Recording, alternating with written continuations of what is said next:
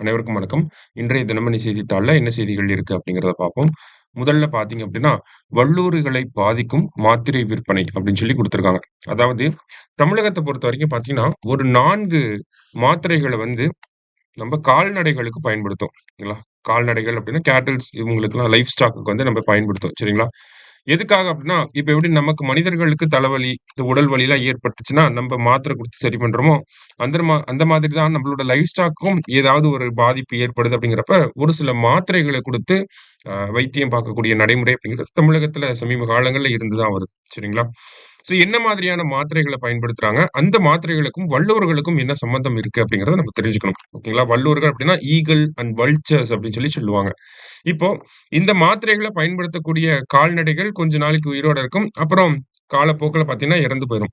இறந்து போனதுக்கு அப்புறமா அந்த இறந்து போன அந்த கால்நடைகளோட உடல்கள வந்து ஈகிள்ஸ், வல்ச்சர்ஸ்லாம் வந்து சாப்பிடுவாங்க. இதெல்லாம் நமக்கு வந்து எக்கோசிஸ்டம் படிக்கிறப்ப படிச்சிருப்போம். இந்த மாரி இறந்த உடல்கள சாப்பிடக்கூடிய விஷயங்கள் அப்படின்னு சொல்லி ஈகிள்ஸ், வல்ச்சர்ஸ் இதெல்லாம் நம்ம படிச்சிருப்போம் இல்லையா?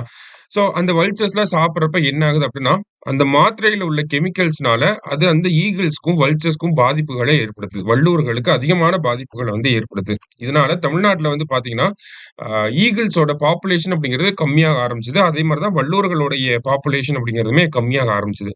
ஸோ தமிழக அரசாங்கம் என்ன பண்ணாங்க அப்படின்னா, ஒரு 4 மாத்திரைகளுக்கு வந்து இந்தியா தமிழ்நாட்டுல மருந்தகங்கள்ல விக்கக்கூடாது. அத வந்து விற்பனை செய்யக்கூடாது அப்படின்னு சொல்லி அதுக்கு வந்து தடை பண்ணியிருந்தாங்க. சரியா? ஸோ அத தடை பண்ண பிறகு பார்த்தீங்க அப்படின்னா, ஈகிள்ஸோட பாப்புலேஷன், வல்ச்சர்ஸோட பாப்புலேஷன் அத தடை பண்ணதுக்கு அப்புறமா எடுத்த அடுத்த சென்சஸ்ல அதனுடைய பாப்புலேஷன் அப்படிங்கிறது கொஞ்சம் அதிகமா இருந்துச்சு.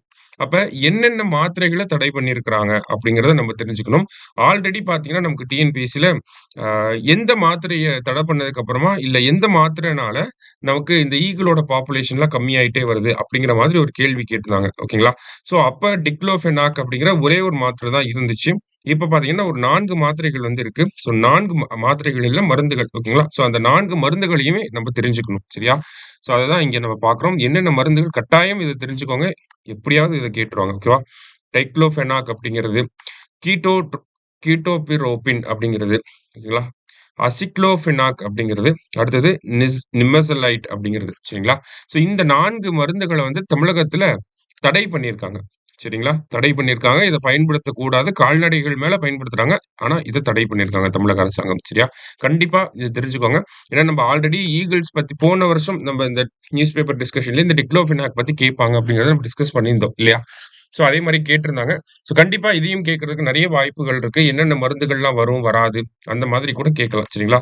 ஸோ டிக்ளோஃபெனாக், கீட்டோபிரோபின், அடுத்தது அசிக்ளோஃபெனாக் அண்ட் தென் நிமெசலைட் அப்படிங்கிற இந்த மருந்துகள பேர நல்லா தெரிஞ்சு வச்சுக்கோங்க. சரியா? ஸோ அததான் நம்ம முதல் செய்தியில வந்து பார்க்குறோம்.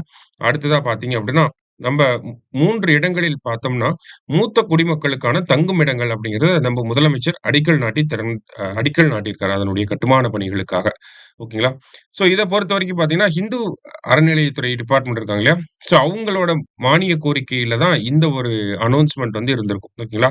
மூத்த குடிமக்கள வந்து பாதுகாக்கிறதுக்காக, அவங்களுக்கு வந்து தனியா ஒரு அனைத்து வசதிகளும் இருக்கக்கூடிய உறைவிடங்கள் உருவாக்கப்படும் அப்படிங்கிறத சொல்லியிருப்பாங்க. அந்த வகையில பார்த்தீங்கன்னா, நமக்கு மொத்தம் ஒரு 3 இடங்கள்ல சென்னையில கொளத்தூர் அப்படிங்கிற பகுதியில, திண்டுக்கல் மாவட்டத்தில பழனி அப்படிங்கிற நமக்கு தெரியும் பழனி எல்லாருக்குமே தெரியும். அடுத்து திருநெல்வேலியில இருக்கக்கூடிய பாளையங்கோட்டை. ஓகேங்களா? ஸோ இந்த 3 ஊர்கள்லயும் பார்த்தீங்கன்னா, மூத்த குடிமக்களுக்கான உறைவிடங்கள் அப்படிங்கிறதுக்கு அடிக்கல் நாட்டும் விழா நடந்திருக்கு. சரியா? ஸோ எந்தெந்த ஊர்கள் அப்படிங்கிறத ஞாபகம் வச்சுக்கோங்க போதும். ஓகேவா? அடுத்ததா பார்த்தீங்கன்னா, இன்றைய திருக்குறள்.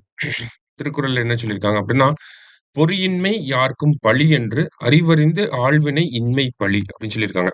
"நன்மை விளைவிக்கும் ஊழ் இல்லாதிருத்தல் யார்க்கும் பழியன்று. அறிய வேண்டியவற்றை அறிந்து முயற்சி செய்யாதிருத்தலே பழி" அப்படின்னு சொல்லி குடுத்திருக்காங்க.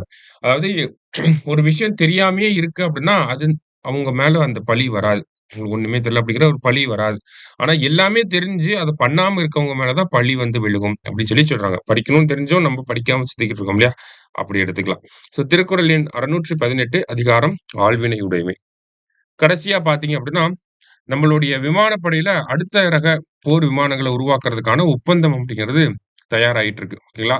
ஸோ 5ஆம் தலைமுறை போர் விமானங்கள உருவாக்குவதற்காக இந்திய பாதுகாப்புத்துறை இருக்காங்க இல்லையா? இந்தியாவோட பாதுகாப்பு அமைச்சகம் இந்திய தொழில்துறை கூட்டாண்மையோட ஒரு ஒப்பந்தம் போட இருக்காங்க. ஓகேங்களா? CII confederation of Indian industry அப்படின்னு சொல்லுவாங்க.